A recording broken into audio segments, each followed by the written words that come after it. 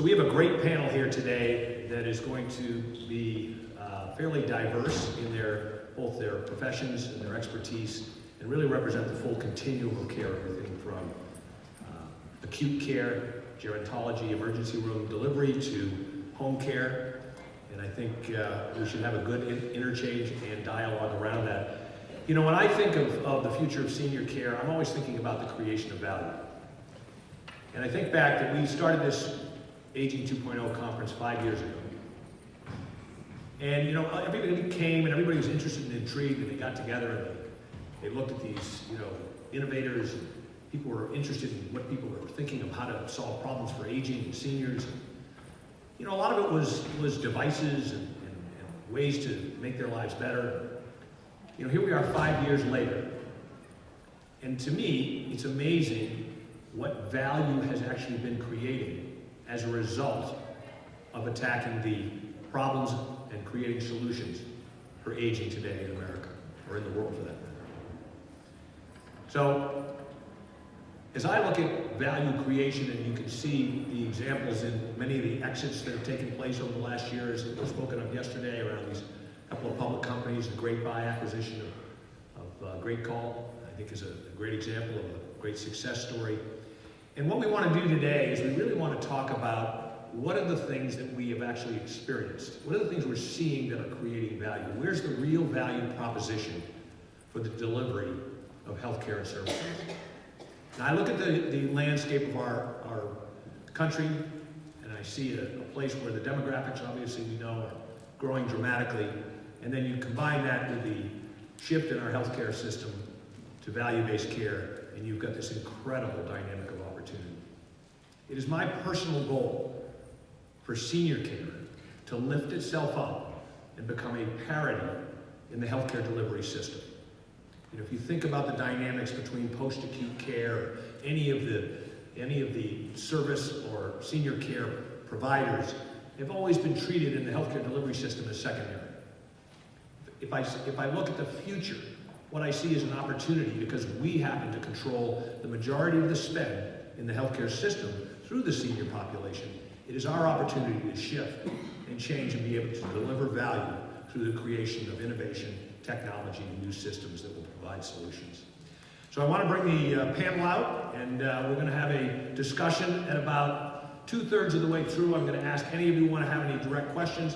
I will have an iPad. They tell me I'll be able to read the questions and be able to decide which ones to address. So with that, I'm going to sit down and we're going to start the session.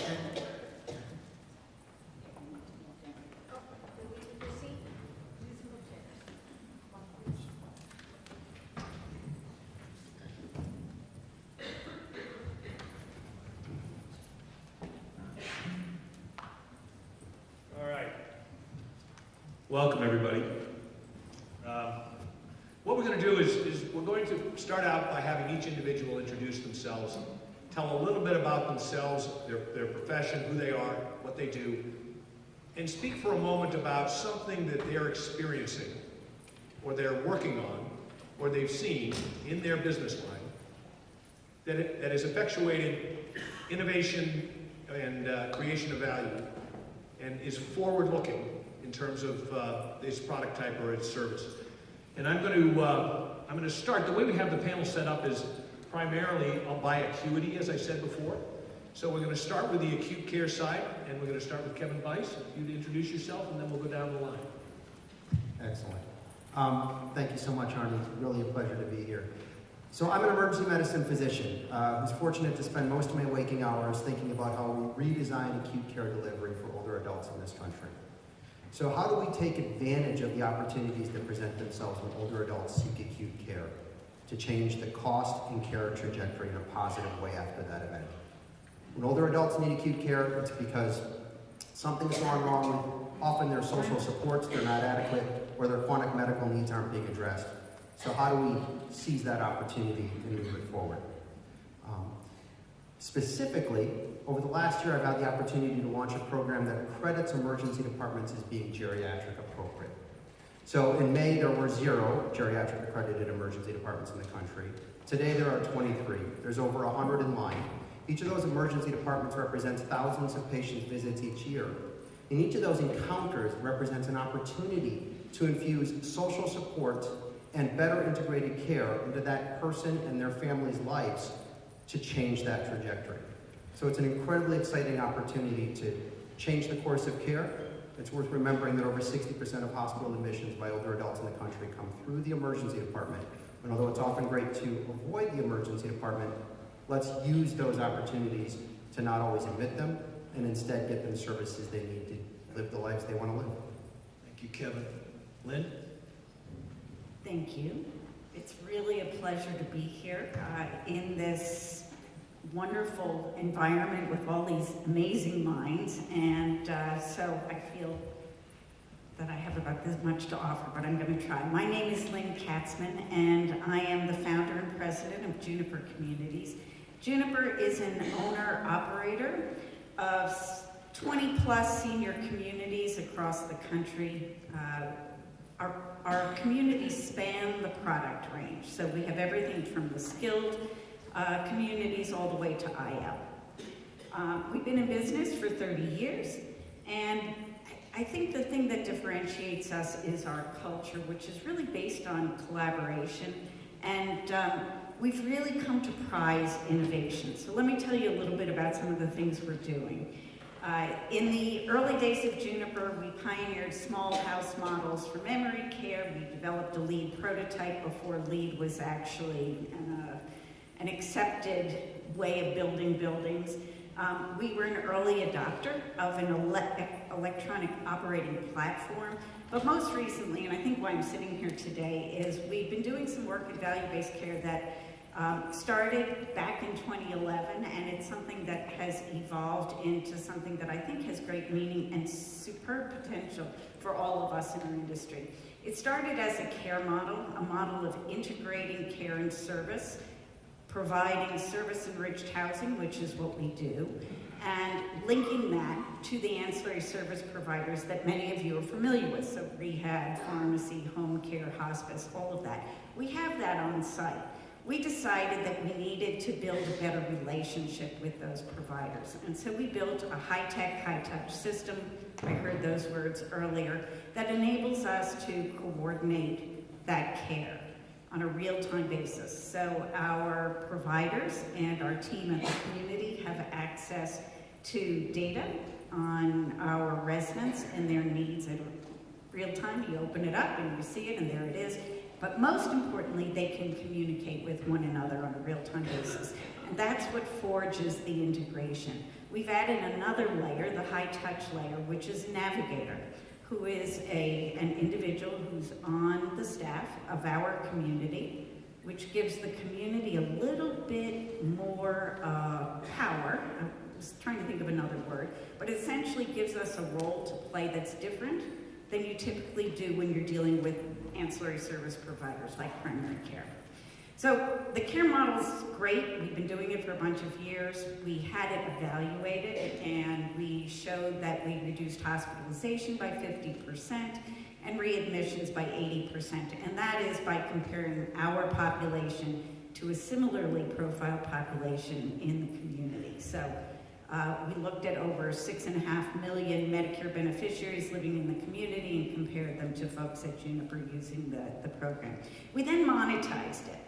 And we realized that the savings were really out of this world. $10 to $15 billion a year is what we were saving Medicare.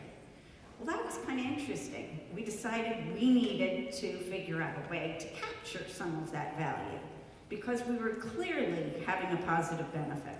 So right now what we're doing is building a consortium, a national consortium of senior housing operators across the country to be the payer, to take control of the healthcare dollar so that we can do what we do well, which is manage people with chronic disease.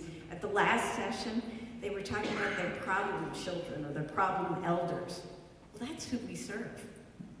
Who lives with us? People with 3 or more chronic conditions and functional limitations, functional mobility limitations. They are the high-cost, high-need people. So we figured out a way to solve that problem and to do so at great savings. And now we're going to wrap around a financial mechanism. So that's what we're doing. Thank you, Lynn. Mercedes? Thank you. Glad to be here and very interested to see how this conversation is at the forefront. Thanks in great part to your leadership, Arnie. And I am with Welltower, have been with the company for over 10 years, have been in seniors housing for about 20-something years at this point, and have seen that tremendous evolution in this space and the way that we provide care and the way that we are even just thinking of our own place in the continuum of care. So Welltower owns roughly a little bit over 1,500 properties in the US, Canada, and the UK.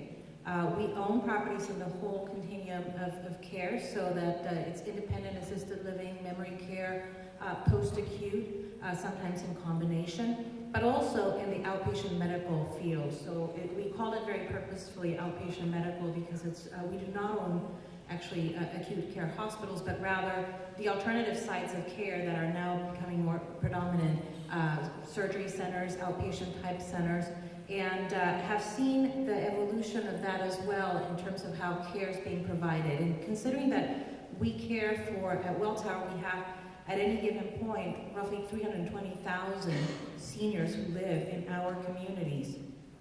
And by the way, we don't only own the real estate in some cases, we also own the businesses within the real estate. We might even have partnerships and ownership in management companies. And to my left here is one of our most important partner, really, Sunrise. And so we decided that there was this, most expensive, fastest growing, most complex cohort that lived within our communities. We were, or we are, a redefinition of home. Everybody talks a lot about how care is being provided at home and so on. We are a redefined version of home. And so we started talking about the very things that I've heard talked about, for example, this morning.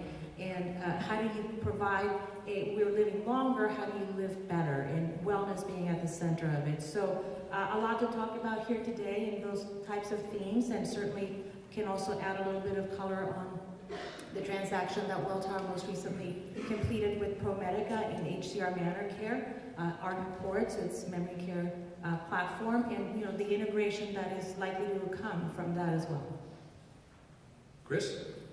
Thanks, Arnie. I'm Chris Winkle. I'm the CEO of Sunrise Senior Living. We manage 327 communities in 4 countries, and have now been in the broader post-acute space now for 34 years. And to Arnie's point is, what have you experienced or seen? And what I have seen is that we are finally starting to get it in terms of the importance of data. For whatever reason, healthcare seems to lag other industries and sectors. I remember when I was running a post-acute company 15 years ago, my board chair was on the NCR board, and they took me to one of their locations, and they basically can chart in retail where somebody spends every minute in the store and know exactly when they need to put in another automated cash register. And I said, we don't have that in healthcare. Our residents go into our communities, and that's, we get raw macro data, but we really don't know. So where we are in terms of workflow analytics requires a lot of improvement.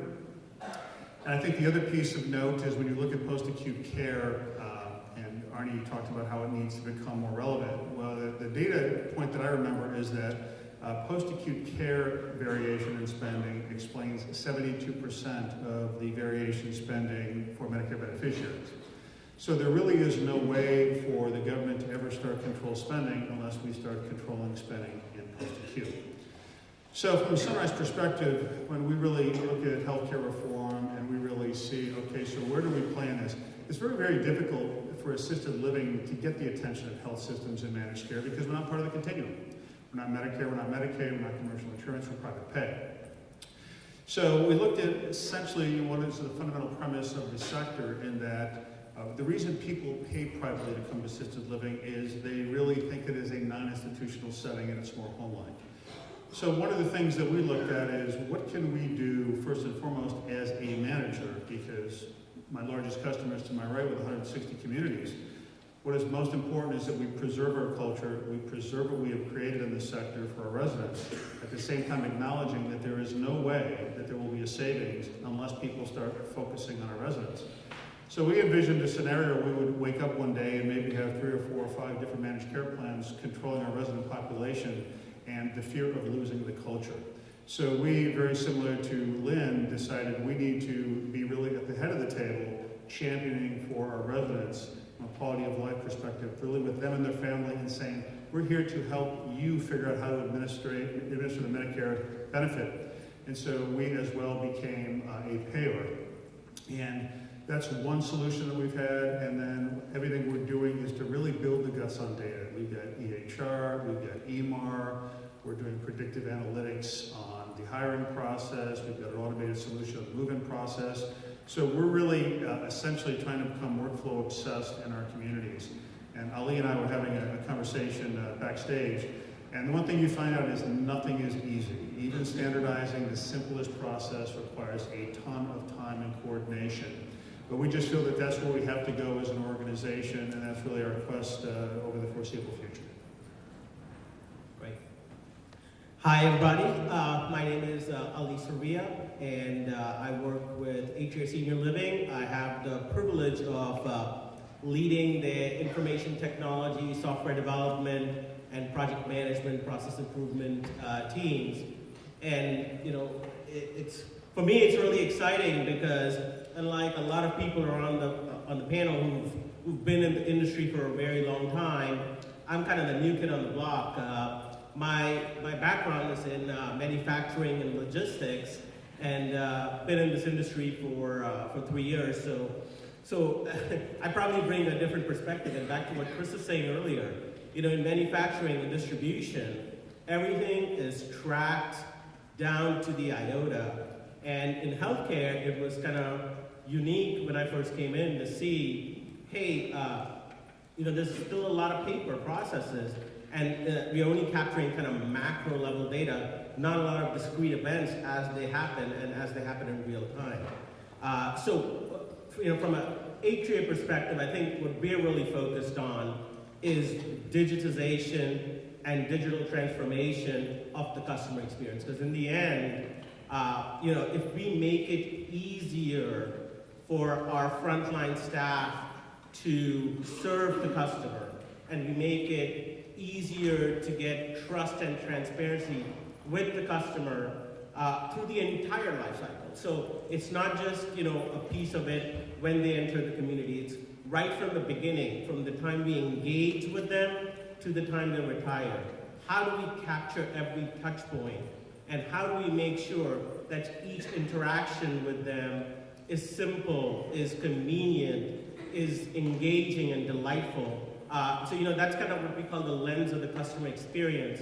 And really we're focused on kind of making that better, because we feel like if we make the customer experience better, more convenient, then they will be happier, and it'll also cause less stress for the families.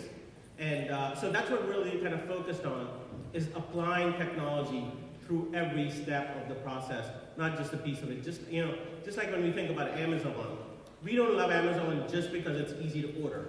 We love Amazon because it's easy to order. We track the orders. They make it really convenient to order. They allow us to return things easily, to touch base with them easily. And that entire experience makes it kind of a very loyal following and reduces costs for everybody.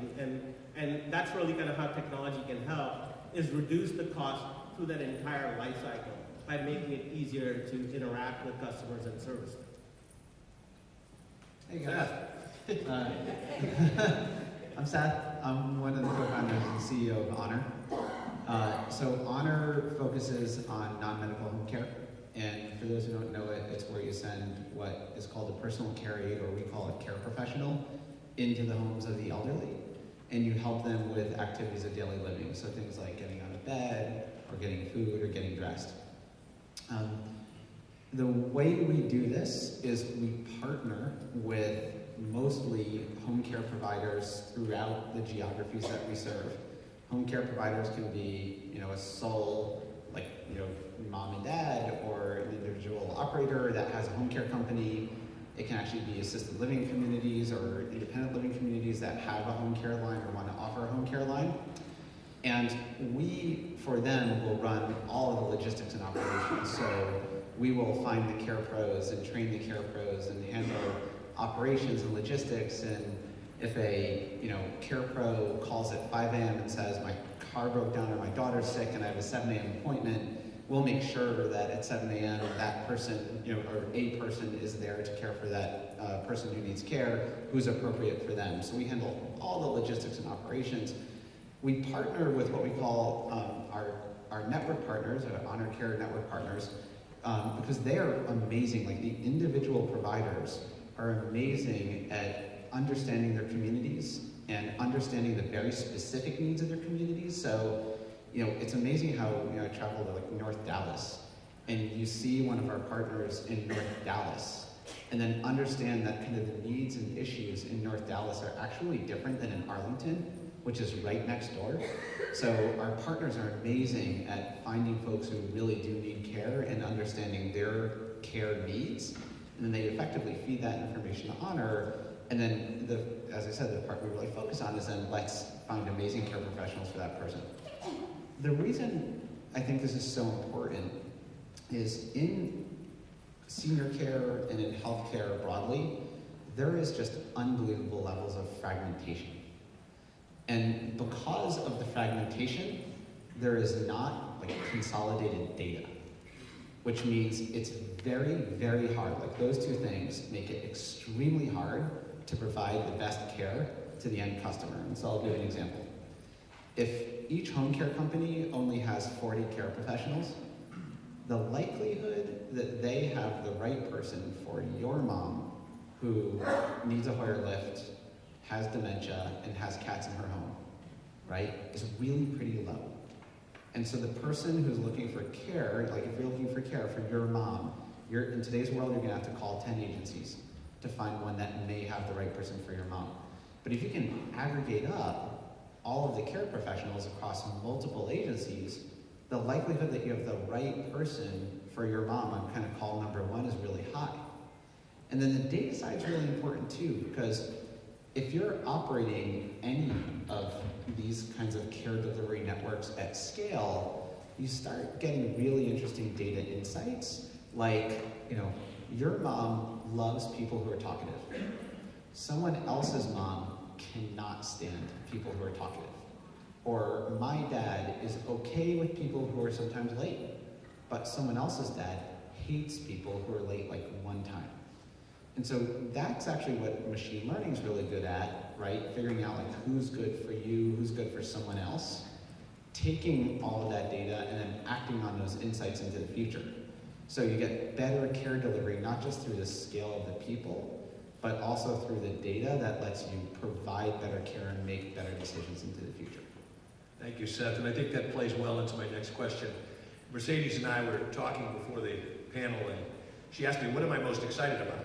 What am I seeing, what am I hearing, what am I experiencing that really excites me about innovation, technology? And the answer was data. And I think, to follow on what Seth was saying, what I'd like to talk about now is, how does data, as you utilize it today, effectuate and create value? But how do you see it changing in the future? And what ways do you see it applying? And it's not just the data, too. It's in fact the other modules or applications that are able to work with the data that create value. So I'd love to hear each of yours perspective on your perspective of data. Kevin? Excellent. Arnie, what we need, from my perspective, is an emergency room doc that works in sort of the epicenter of fragmentation, to build off of what Seth said. There are a few places that are more fragmented than our acute care delivery services across our society. What we need to do with that data is break the cycle of despair. If you look at the tail end of most of my patients' lives, what you see is this circle of skilled nursing facility, ambulance, emergency department, hospital, skilled nursing facility, ambulance, emergency department, hospital. And if you think about where all of us want to be when we reach that stage of our life, that's not the answer, right? So we are failing. And so what we need to do with this data is to get the right intervention and the right sized intervention to the right person at the right place at the right time, right? That's what we need to break it down. I've got to understand when you come to the emergency department, who are you? A little bit about who you are. A 1-minute video of who you are would be fantastic. Not who you are lying on the bed today, but who you are. And I need to understand something about your family. I need to understand the social supports or lack thereof. And I need to have opportunities to begin to infuse those into your care structure. So for us to redesign acute care, which is exactly what we need to do, we need to do three things. We need to be opportunistic. We need to recognize that when someone comes to an emergency department or gets on their iPad and asks for an urgent care visit, that's an opportunity to infuse social supports in there that don't currently exist. That's probably not just an acute medical situation that didn't exist yesterday, but rather an exacerbation and a failing of their social support. So how do we recognize that? How would we use that as an opportunity, not an adverse event? We need to be proactive.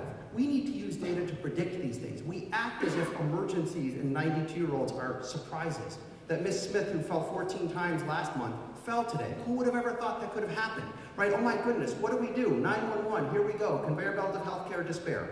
Right? No. We need to be thinking ahead. We need to be planning ahead. We need to be using the data. We need to predict what's going to happen. And then we need to infuse that in advance into our care plans for these patients.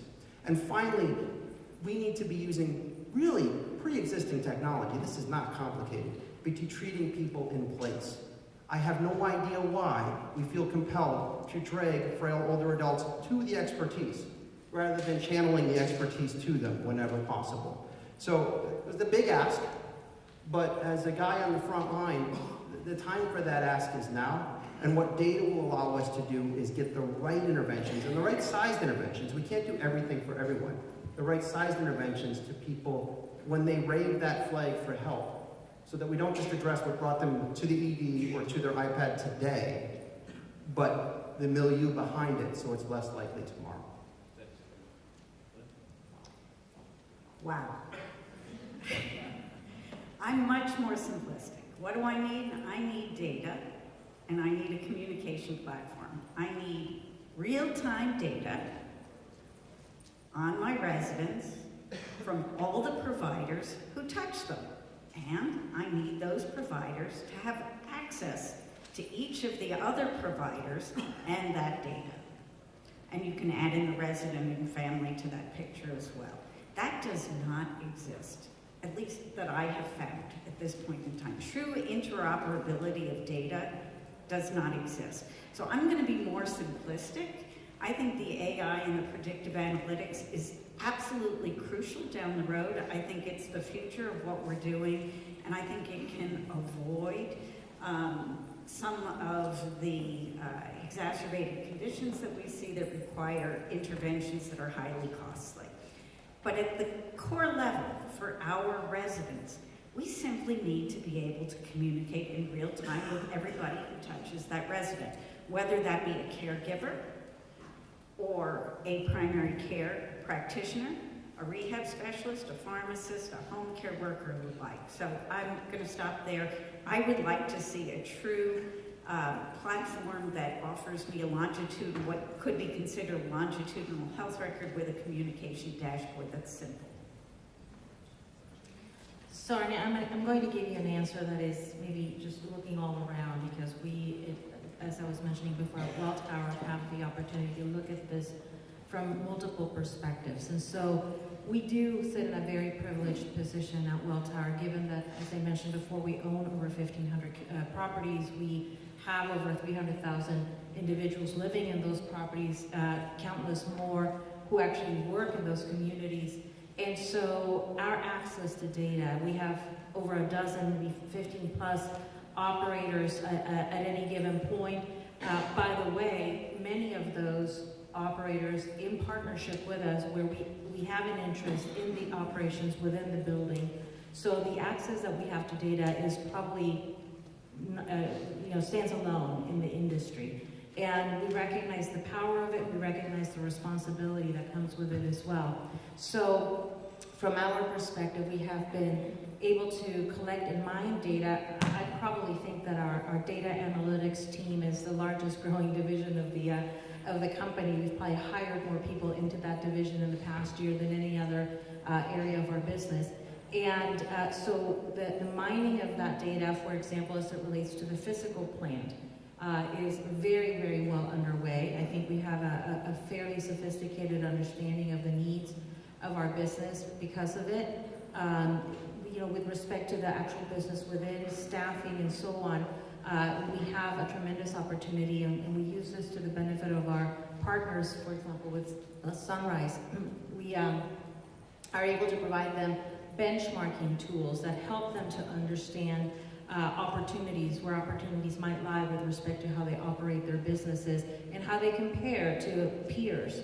Now, we do this obviously in a very sanitized fashion. We're very mindful of confidentiality. For anybody who's familiar with NIC and NICMAP and the data that they collect, we adhere to similar types of standards when creating sample sets. In other words, there's minimum size sample sets so that we can preserve confidentiality in that information. But the benchmarking tools are incredibly important and very useful as our operators are trying to address the important needs of their business. For example, how to manage increasing labor costs and so on. So we're using it from that perspective, staffing and otherwise. We're also using data now, trying to understand as much as we can about that population that lives in our communities. And again, as I mentioned before, with a very, very strong focus on wellness. How do we make sure that we have a high quality of life? And for those who are suffering from comorbidities who might live in our communities, we have communities that have a very high level of acuity. How do you really create the best experience for that individual and for their families and their loved ones? So we started, I want to say, 3 years ago now. It feels like a very long time, because this has been a conversation that we have been trying to drive for quite some years now, trying to create those connections and certainly the understanding with respect to other providers and other stakeholders in our midst. What kind of role seniors housing and post-acute providers can play to improve the delivery of care, reduce the cost, improve the outcomes. So we started working with Johns Hopkins research about 3 years ago, trying to create a standardized template or a format of a data collection that might be then meaningful to health systems, CMS, whomever the stakeholders might be that we decide to engage with over time with respect to this data. Because right now what we have are pockets of really tremendous efforts, very, very valid, very good information, but nevertheless disparate. There's a lot of people doing different things, and so on some level we think it's going to be important to use a common language and to try to provide statistical significance to the data that we are collecting when it comes to these outcomes and talking about the experience or the journey of the patient. We assembled a very diverse group of stakeholders as well, payers, providers, Sunrise was in that mix, other industry groups, family members actually, of residents who have lived in seniors housing communities, to try to come up with what that language might look like. What are those main areas of data collection that would be most meaningful and tell the story that we're trying to tell. So we're going to issue a report about that in December. We're doing this because we think it benefits the industry. So as you can imagine, this is a heavy lift for a company like Welltower, a publicly traded company, for us to spend this amount of time and money, frankly, in a pursuit of, like this one is really because of the greater good, because we think that there's something that is going to be very impactful for the industry. But, as we think about data, I think that it's important for us to start really considering what does standardized, statistically important data sample look like? Because for those of you who are in seniors housing, you'll probably know that thus far, and for however long this industry has been around, we still don't even have a standardized chart of accounts for, from an accounting perspective. So to get on the same page about this early is, I think, going to be really important, so that this data is, something that we can all use together. Thank you, Marcia. I had a question in between I was reading here that was basically asking, how do you get data when you don't have Wi-Fi in the building? Well, you were talking a minute ago, I was saying real estate and understanding real estate as the first part. Yes, that has been, I think we're past that, we've overcome that hump. In fact, we're talking about next generation real estate. We're building something together in Manhattan that is going to be probably a version of what you might think about as a smart home, but now translated into a smart home for seniors housing. So physical plant considerations are very much something we spend time on. Chris? I'm sorry, just add on though. I think the technology is catching up with 5G coming. Yeah. It's not a matter of if, and so really, I know that's been kind of a constraint, but more and more that will stop being a constraint. I agree with that. I agree with that as well. And I think mobile devices are the way we're going to be collecting data in the future, and you need to have that as backup anyway. So. It's moving a lot faster than we heard. Chris, did you have any comments? Yeah, I was going to say, and you actually just touched on it with your question, Arnie, but I was going to start off with the first thing you have to have is the platform and the ability to capture the data. The second thing is the data has to have integrity, and it gets to what Mercedes was alluding to. Take anything in your organization and really make sure that the definition is consistent and how that is applied across multiple settings. I can tell you even some obvious definitions, like what is a medication error, we found or just applied very, very differently across the platform. So it's really making sure you've got the ability, making sure that there's the integrity, and then to Lynn's prior point, the simplicity of it. I mean, when I hear about data, we get a lot of data. I mean, I look at a report, key performance indicators, which has got like 50 things on it. So how's that key? And so, and you look at everybody who runs a community, and it almost becomes what they choose to focus on that day. And I think that really gets into, it's important for us to obviously prioritize, but then what's also significant is data for data's sake is a huge mistake. And when I look at IT, platforms, and if it's a gadget and it's an add-on and it's not really enabling you to solve a problem, get rid of it. So it's really got to be, how do you use the data and what problem are you trying to solve? So I think from where we sit, keeping that context is really critical. Thank you. Yeah, I think you hit it right on. So that's why we just look at data collection and data capture more from what's the process that we're trying to improve, what's the experience we're trying to improve, and what data do we already have related to that, and what are the gaps? And then the next step is once we kind of understand, so like I said at Atria, it's really how do we improve the customer experience end to end. We've been kind of mapping those touch points out, and it's, what they're interested in is not just dining and activities and those things. They're interested in billing mistakes. How do you reduce that? In notifications, in electronic bill payment methods, in change of care conditions being acknowledged electronically. Those are the kinds of things that residents and their families are interested in, beyond just activities of daily living kind of reporting. And so what we're trying to do is not just say, hey, what data are we not capturing and how do we capture that, but then really understand what's important to the customer, and then how do we kind of put systems and technology in place to really kind of control that and make sure that it exceeds the desires and needs of those customers. And so we're investing a lot, and back to what Lynn said, I think mobile devices are a simple way of capturing data, but the other thing I am seeing a lot with a lot of sensor technology is that can also provide a pretty good low cost and simple mechanism to capture data that's important. I think some of those sensors are collecting data that's not really relevant, not really actionable, and kind of how do we take those and kind of make them useful is probably an area where a lot of kind of entrepreneurs you need to think about from an outcome perspective. Seth, you started this, so I'll let you finish it. Okay.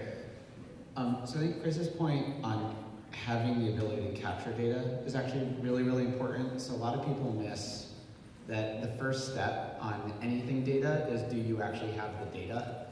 5G and cellular and Wi-Fi is actually really crap in the homes of the elderly for the most part, so we don't have that advantage. So the quick answer is you store the data on the local device, like the cell phone of the CarePro, and some of the data is explicit, like the CarePro says, I did these tasks, or this is how many hours the customer said I slept last night. Some of it is implicit, like this is how much time the CarePro sent to the home.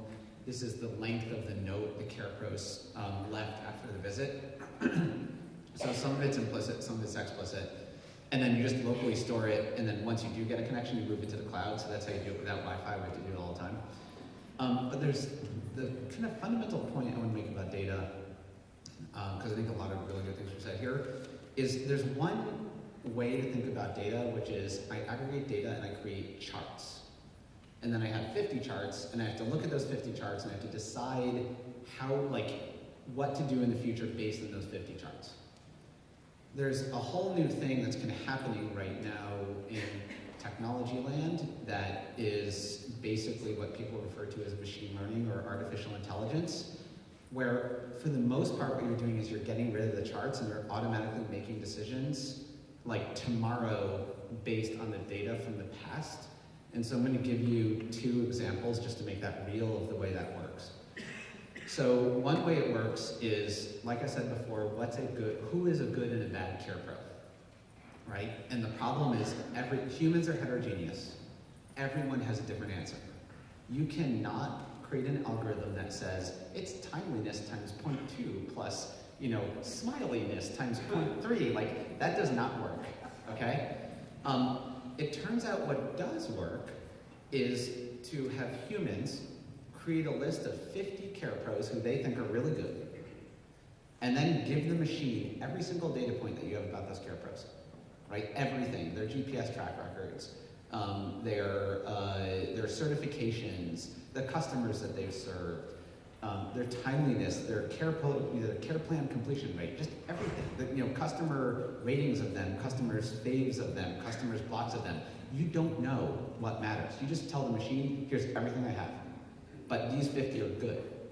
And then the machine can say, you know what, I think I have found the pattern to what makes a good and bad care pro for these kinds of situations, and I can act on that tomorrow. And then as the machine keeps getting more data, right, like, oh, this care pro, got these faves from these customers and blocks from those customers, and they have this quality, and I'm starting to recognize that actually high dementia customers care less about kind of talkativeness and more about skill. People who are more about companionship care more about talkativeness and less about skill. I can act on that tomorrow because I, the machine, am continually updating my insights on the world based on the data flow that I'm getting. That's machine learning. Or a simple example is when you tell GPS chips, it's so annoying. When you tell GPS chips on Android phones and iOS phones to tell you where they are, 30 to 20% of them do not tell you where they are because they're underground, they're out of battery, they're under a roof, they're in a cellular dead spot, they have a crappy connection, the OS has crashed, whatever it is, something's wrong.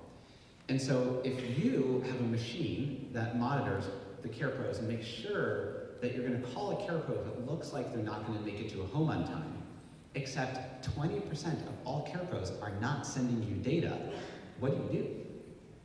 And so you could call all 20% of care pros before 20% of all appointments, and you know what you do to the care pros if you call 20% of them when you don't have their GPS chip data? You piss them off. They think you don't trust them.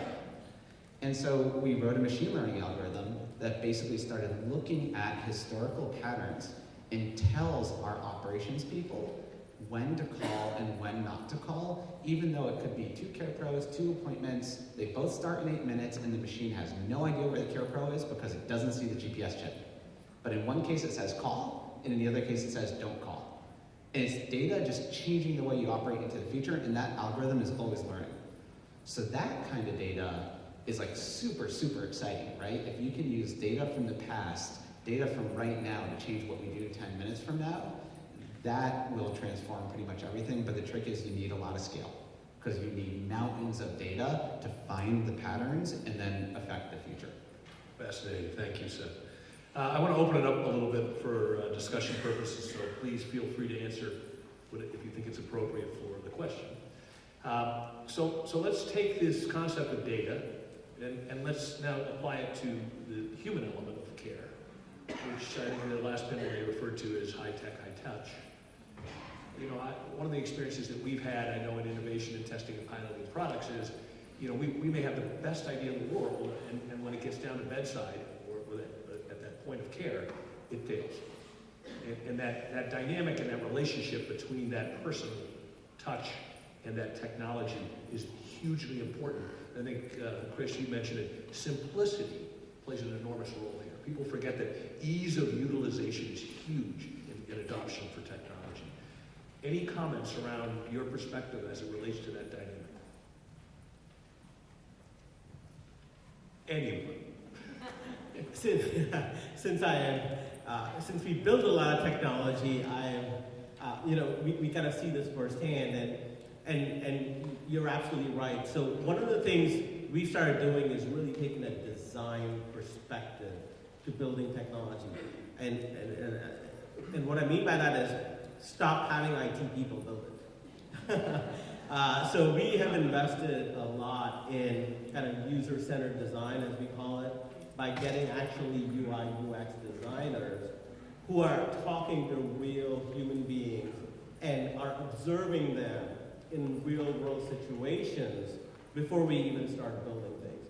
And then you've got to kind of back that up with, so once the development is complete, with really institutionalizing the training and how do we make sure that we're operationalizing the use. So kind of doing both that really kind of has helped a lot with adoption. We learned that first with kind of, we've deployed iPads to pretty much 90% of our portfolio where the caregivers are using it to capture point of care.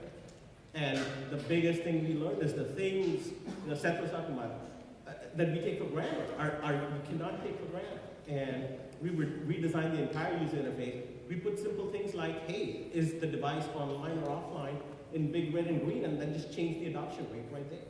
I mean, so it's really back to how do you make it user-centered? How do you make sure that you're backing it up with training, and then really taking the person who's using it So we deal with this all the time. So our HQ is 225 people, and those are humans who are running a human services company. No customer of ours cares about our technology at all. The data stuff I just described to you, customers don't know it exists. They do not care. They only care that the care pro who walks across the door is amazing. And so when we design a next piece of technology to solve a problem that we have, the problem is always a human problem. And so what we actually do is we operate an initial, we fix an initial problem by human first. So like that, 20% of cell phone chips, we didn't know where care pros were. We had humans calling the care pros, figuring out hey, where are you? It was all human, right? And now we've introduced a joint solution. So right now we have a machine that tells one of the honor people in our operations center, hey, I think this care pro is potentially late, please give them a call. So it's technology assisting the human, right, to then talk to another human, the care professional, and make sure they're going to be on time or solve the problem if they're not going to be. So that's the fused state. And then eventually you get to the automated state, right? And so for this particular problem, we are not at the automated level yet, where it's just a machine that can handle the problem. But we found when we try to jump to just automation and don't go through the human phases first, we always get it wrong every single time. And so we stopped doing that. And we always think, okay, human fix first, then technology assists the humans, and then we can get to full automation once we see that fused system working. Yeah, and Arnie, one more thought, and maybe it's a variation on what Seth was just saying. Technology, especially in the kind of work that we're trying to do, I think should be viewed as a sort of an enabler, a facilitator, but nothing replaces culture. So culture is, I think, at the root of some of what you were describing, and that should not be overlooked.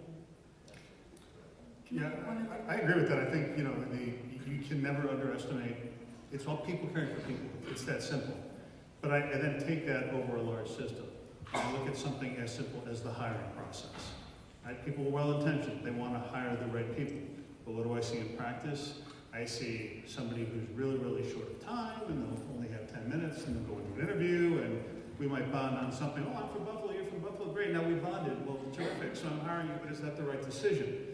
So we've actually gone to predictive analytics, where we find data trends in the applications that can predict turnover and retention. And in our pilots, we've showed turnover goes dramatically down when we follow the tool. Now, the tool does not determine the decision, but we have it out there, and our team members have the ability to hire somebody that the tool recommends not to hire. But of course, we're basically tracking that data and understanding what it means. Because we take something as simple as the process, and I'm sure everybody in this room has, interviewed people and made hiring decisions. Sometimes we're not that consistent, and we have the best intentions, and we want the right person for the job, but there's a lot of variation of how we administer that process. And the data is something that over a large sample size can be quite revealing. And so I think that's, kind of where I see the balance of the two things. Thank you. Lynn, did you have something you want to say? Okay, couple of questions from the audience here. Seth, for you, how would Seth collect the data to predict significant medical events that could be avoided from non-medical caregivers? Yeah, it's a really good question. So, what we're currently, with machine learning, what you want to do is collect all data you possibly can collect because you don't know what matters, right? You don't know which piece of data is signal and which is noise. So for example, the star ratings our customers leave after every visit is completely non-predictive of who a good and bad care pro is, it turns out. Just totally non-predictive. The machine came back to us and said, 5 stars, 1 star, it means nothing.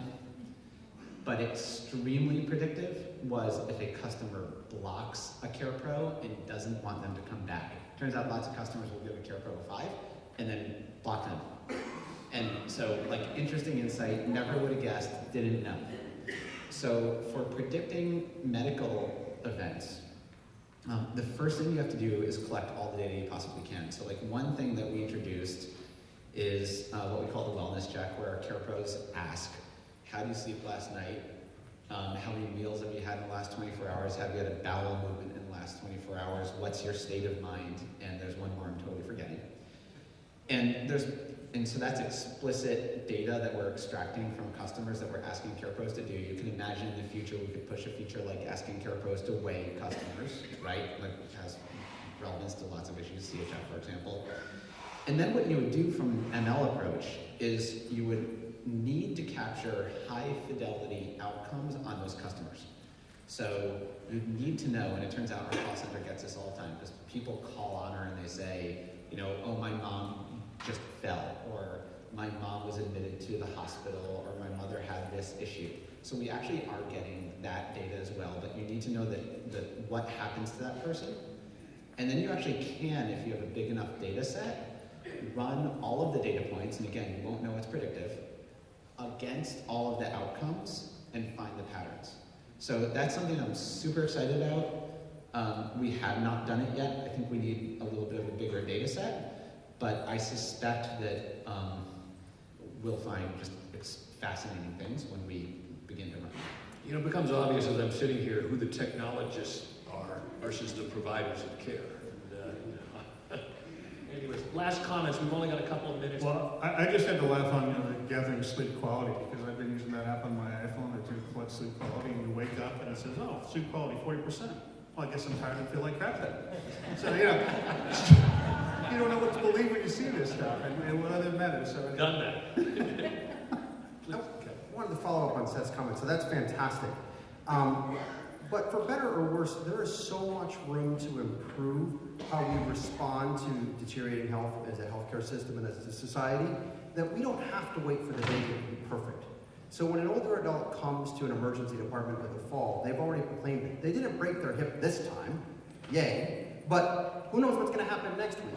And so I guess what I'm saying is the data analytics you're describing are fantastic.